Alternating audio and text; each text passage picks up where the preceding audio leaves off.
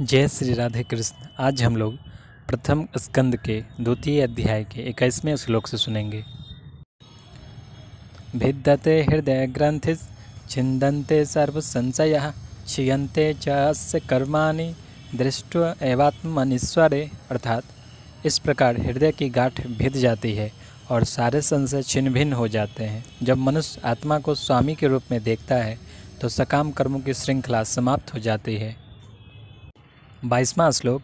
अतो वै कवयो नित्यं भक्तिं परमया मुदा वासुदेवे भगवती कुर्वन्त्य आत्मप्रसादनीम।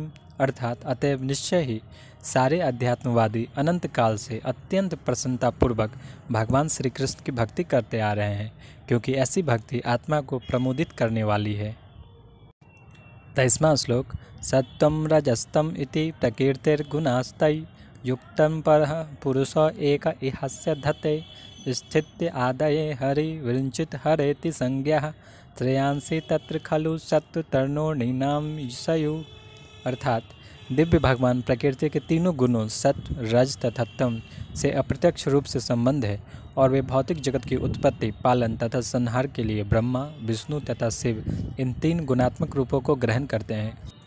इन तीन रूपों में से सत्व गुण वाले विष्णु से सारे मनुष्य परम लाभ प्राप्त कर सकते हैं।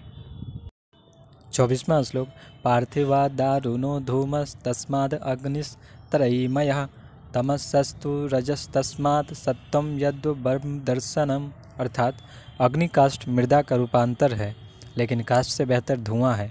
अग्नि उससे भी उत्तम है, क्योंकि अग्नि से वैदिक यज्ञों से हमें श्रेष्ठ ज्ञान के लाभ प्राप्त हो सकते हैं। इसी प्रकार रजोगुण तमोगुण से बेहतर है, लेकिन सत्वगुण सर्वश्रेष्ठ है, क्योंकि सत्वगुण से मनुष्य परम सत्य का साक्षात्कार कर सकता है। 25वां श्लोक। भेजिरे मुनियो अथाग्रे भगवंतम अधोक्षजम सत्तम विशुद्धम क्षेमाय कल्पन्ते ये अनुतानिह। अर्थात पूर्व काल में समस्त महामुनियों ने भगवान की सेवा की, क्योंकि वे प्रकृति के तीनों गुणों से परे हैं। उन्होंने भौतिक परिस्थितियों से मुक्त होने के लिए और फलस्वरूप परम लाभ प्राप्त करने के लिए पूजा की। अतएव जो कोई इन महामुनियों का अनुसरण करता है वह भी इस भौतिक संसार में मोक्ष का अधिकारी बन जाता है। 26वां श्लोक। मुमुक्षवो घोर रूपान हित्वा भूतपतिनथ नारायण कलाशान्तः भजन्ति हानसूयवः। अर्थात जो लोग मोक्ष के प्रति गंभीर हैं वे निश्चय ही द्वेष रहित होते हैं और सबका सम्मान करते हैं, किंतु फिर भी वे देवताओं के घोर रूपों का अस्वीकार करके केवल भगवान विष्णु तथा उनके स्वांशों के कल्याणकारी रूपों की ही पूजा करते हैं।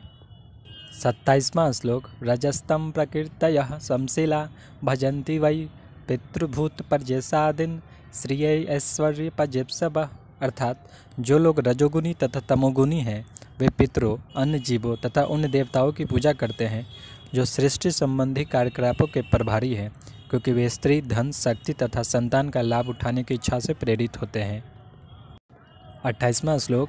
वासुदेव परा वेदा वासुदेव परा मखा वासुदेव परा योगा वासुदेव परा क्रिया।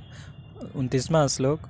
वासुदेव परम ज्ञानम वासुदेव परम तपः वासुदेव परो धर्मो वासुदेव परा गतिम। अर्थात प्रामाणिक शास्त्रों में ज्ञान का परम उद्देश्य पूर्ण पुरुषोत्तम परमेश्वर श्री कृष्ण है। यज्ञ करने का उद्देश्य उन्हीं ही प्रसन्न करना है। योग उन्हीं के साक्षात्कार के लिए है। सारे सकाम कर्म अंततः उन्हीं के द्वारा पुरस्कृत होते हैं। वे परम ज्ञान है और सारी कठिनाई तपस्या उन्हीं को जानने के लिए की जाती है। उनकी प्रेमपूर्ण सेवा करना ही धर्म है, वही जीवन के चरम लक्ष्य है। 30वां श्लोक। स ए वेदम स जाग्रे भगवानात्म मायया सद्रूपया चासो गुणमया गुणो विभो। अर्थात इस भौतिक सृष्टि के प्रारंभ में उन भगवान वासुदेव ने अपने दिव्य पद पर रहकर अपनी ही अंतरंगा शक्ति से कारण तथा कार्य की शक्तियाँ उत्पन्न की। आगे के श्लोक हम लोग अगले वीडियो में सुनेंगे। जय श्री राधे कृष्ण।